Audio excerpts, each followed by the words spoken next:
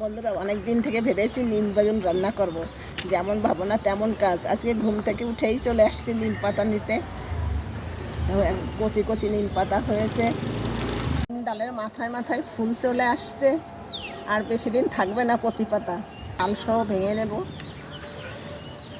আর আগেকার দিনে মানুষ এই নিম গাছের ডাল দাঁতন হিসাবে ব্যবহার করতো।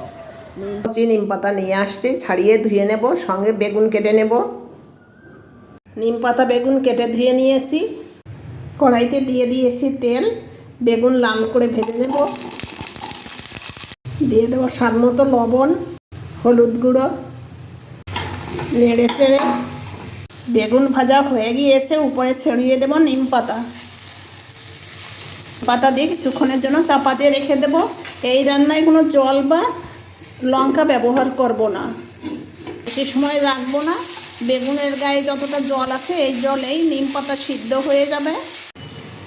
নিম বেগুন রান্না হয়ে গিয়েছে, নেড়ে চেড়ে নামিয়ে দেব।